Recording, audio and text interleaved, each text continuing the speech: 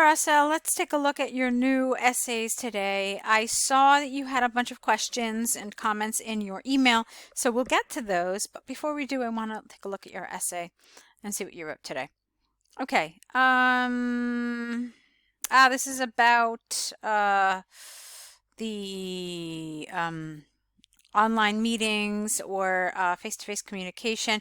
It's really helpful if you can actually include the task so you don't have to like go back and look for it. It's very helpful if you can do that. So then we can talk about the language of the task and making sure that you have actually answered exactly what they've asked you. So just keep that in mind for other essays that you write. Let's see what you had to say though. Experts usually we say throughout. So experts throughout both the developing and developed world have debated whether, that's W-H-E-T-H-E-R, whether corresponding online at a workplace is more beneficial than in person. This essay will discuss both views using examples from the UK government and Oxford University to demonstrate my point of view and provide arguments. Okay, now here's why it's really important to include the task, because if this essay asks you just to talk about the advantages and the disadvantages, then what you wrote is fine. However, if it asks you if the advantages outweigh the disadvantages, then no, this thesis is not fine, because when they ask you a direct question like that, you have to answer it. When they want your opinion or your viewpoint on some position, then you really need to include it in your introduction, okay? Let me see if I can find exactly how the task is worded so that we can see how on point you were here. Okay, so it's as I suspected. I found it and I just included it here in your task. It asks, do the advantages outweigh the disadvantages? Which means you do have to answer that. So just saying that you're going to discuss both views is not enough. You actually have to say that while there are some disadvantages to online communication, or to the prevalence of online communication, that's even better. On the whole, I believe that this is a positive trend. Okay, so something like that is a good thing to write, and then you can say that this essay will demonstrate my point of view and provide argument. I mean, that's fine, okay, or whatever expression from the template you would like to use, but you do have to directly respond to this question. Okay, let's go on. One thing that I want to point out to you is that it's really important to leave a line here, a full line between your two paragraphs, because if this sentence had gone just a little over, like a couple of words, it would have looked like one big giant paragraph, and you don't want that, because then that makes it look like you haven't paragraphed appropriately, and paragraphing is extremely important for task 2. So make sure that where your paragraphs begin and end is absolutely clear. All right, let's see what you said though. There is ample evidence that supports, with an S, the idea of working online and interacting with colleagues via technologies. The central reason behind this is twofold. Firstly, if an employee stays at home and has, with an S, a meeting via Skype, it might save a considerable amount of time to commute to a company. Secondly, costs of rent of offices decreases significantly. This allows business singular, because it's an adjective here. Business owners to reduce the cost of goods sold. For example, recent empirical research by the UK government demonstrated No, you made a mistake here. Recent empirical research by the UK government demonstrated that the demand of renting units has decreased by 25%. All right, is that good? I mean, okay. It must not be forgotten that technologies marches simplified. I don't know what you mean by this. Technology marches simplified the process of corresponding between workers. Therefore, it is conclusively clear there is a considerable case to be made in favor of, not for, online communication. All right, now although is a word that has to be followed by a clause, not a comma. So get rid of the comma here, and then it should be, although there is a case for maintaining costs and decreasing the time commuting to the office, here you put the comma, the lack of interpersonal communication and challenges to train a new staff cannot be overstated. Okay, this is because training new personnel, that's a double N-E-L when you spell it like that, involves verbal and nonverbal communication. It might be challenging managing people without these aspects. For example, an extensive study by Oxford University shows that get rid of the A here, that new hired employees prefer to be trained in person rather than conducting and receiving instructions online. Consistent is the word you want here. Consistent with this line of thinking is that despite the appealing idea of interacting via technologies, workers are still in favor of interpersonal communication. Okay. Thus, it is possible to state beyond doubt that benefits of face-to-face communication outweigh the drawbacks. Okay. From the arguments and examples given, I firmly believe that although it seems convenient to work remotely, individuals are accustomed to communicating, ing here, because accustomed to is an expression and it needs to be followed either by a noun or an ing. All right, so it should be accustomed to communicating in a traditional AL way. Okay, so I liked the development of this. I thought you did fine as far as development goes. I thought your vocabulary was also pretty good, even though you had a number of mistakes. Little things with grammar, little things with vocabulary. I thought the way you developed was fine. The problem was, of course, here that you didn't give your position, and so we essentially did not know your position until we got all the way down here. Okay, and you don't want to do that. If it had just said discuss the advantages and disadvantages, then you could have not even mentioned your opinion at all. You didn't have to, because it's just to discuss them. But when it does say to discuss advantages and disadvantages and give your opinion, or if it says do the advantages outweigh the disadvantages, then yeah, you have to give your opinion. You have to say yes, the advantages outweigh the disadvantages. No, the advantages do not outweigh the disadvantages. Or in some other way, you have to give your opinion. Okay. Let's see. Now I want to take a look at some of your questions. Okay, so I think, or I hope, that I answered your question about how to organize your essays. Now, you did do something I liked. You put the side that you agree with down here closer to the conclusion. So that was a good thing that you did. But you asked about how to structure an advantages, disadvantages essay. I think I went into some detail about that. The way you did this was fine. The issue was with where you state your opinion. Okay, so just one last time I'm going to say it. If it doesn't ask for your opinion, or if it doesn't ask you a direct question, then you don't have to give it. But if it does say discuss advantages and disadvantages and give your opinion, or if it asks you if the advantages outweigh the disadvantages, or even if it asks you to what extent you agree or disagree, which is a direct question, you really need to answer that as early as your introduction to make it clear from the beginning of your essay, throughout the essay, what your position is. Let's see.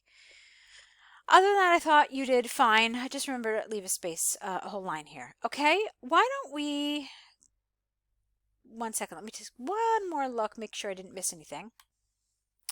All right, there's one thing that I just wanted to double check that you understood or that you actually covered in this essay, and I want to talk to you about it. It is, again, an issue of task achievement. Okay, so we're just going to talk about it. The task asks you if the fact that online communication becoming more common than face-to-face meetings has advantages or disadvantages. Okay, and what a lot of people do in this kind of essay is they talk about the advantages of online communication, and they talk about the disadvantages of online communication, or they talk about the advantages of face-to-face meetings. That's not what you're supposed to talk about. Okay, it's not just that simple. What you're supposed to talk about, is the fact that online communication is like, look, it says is more common than face-to-face meetings. So think, for example, our online communication nowadays in the workplace is like, I don't know, 65-35. So do the advantages of this kind of distribution outweigh the disadvantages of this distribution? Okay, so that's what we're concerned about. There's no question whether online communication is good or not, but it's the fact that there's so much of it compared to face-to-face contact. Do the advantages of that outweigh the disadvantages? So it's a fine difference. It's a very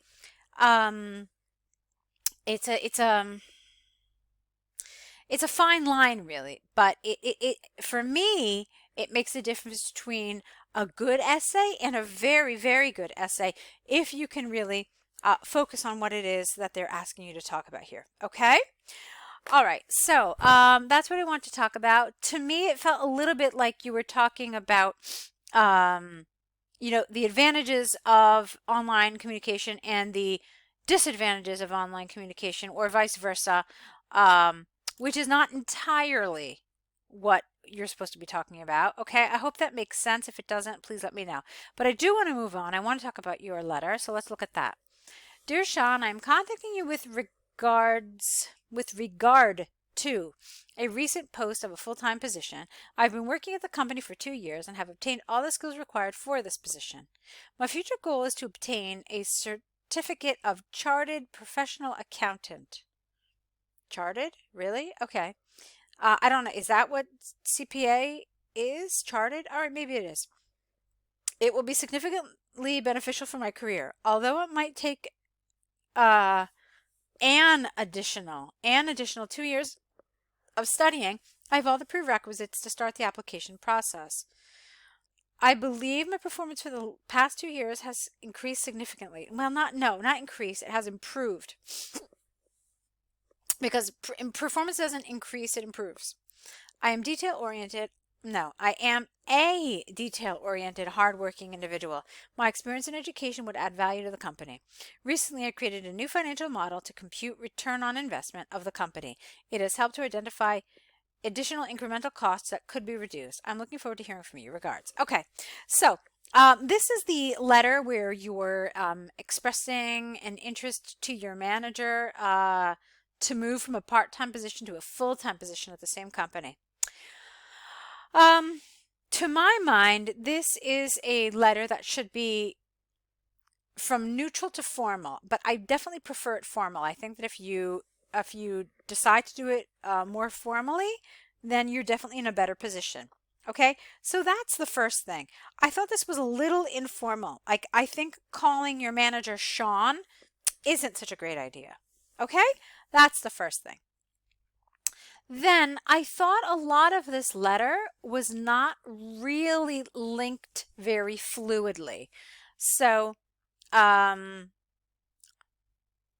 let's see, like this, for example. Take a look at this. I believe my performance for the past few years has increased significantly. I am detail-oriented, hardworking individual. My experience in education would add value to the company. So there's nothing linking any of these things together. There's nothing to support these ideas. So I really felt that as far as coherence and cohesion go, it needed work. It needed a little, it needed better linking of your ideas. Okay. So that's one thing. All right, so let's talk a little bit further about this. I wanted a little more detail. You know what I want to do actually, Assel? I want to see what the word count on this is. Let's see. This is what we count. You see, that's what I thought. It's 140 words, so it's too short. So not only did it need to be better linked, but it also needed to be developed a little further. For example, dear, let's call him Mr. Jones. I am contacting you with regard to a recent post for a full-time position in our company. As you well know, I have been working at the company for 2 years as a part-time accountant, and I have obtained all the skills required for the position. Therefore, I would like to be considered. Okay. My future goal is to obtain a certificate. Why don't we just call it? My future goal is to obtain my CPA. And this was awkward to me, significantly beneficial. We don't really say that. It's not natural. So we would probably most likely say, this will be an important stepping stone for my career, as it will allow me to advance in the company and provide further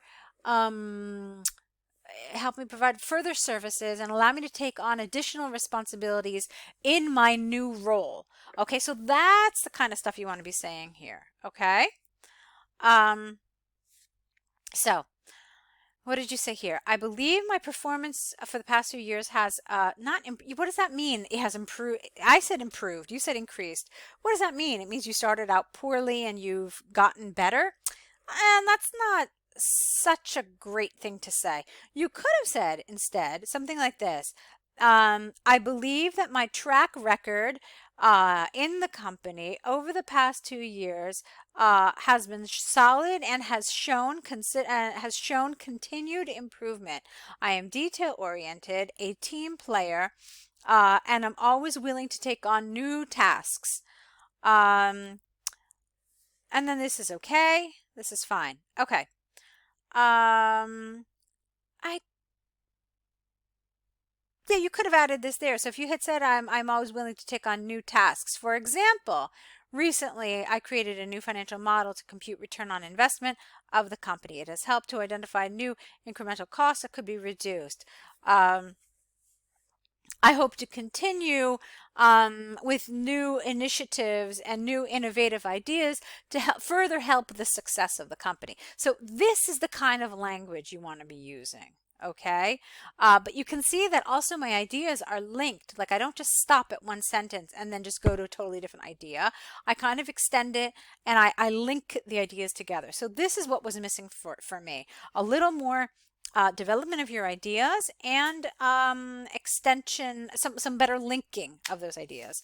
Okay, so I hope that that covers everything. This is a rather long correction today, but I hope that covers some of your concerns. You asked me about collocations. Did I answer that question? There are tons of resources there about with collocations. That's very true.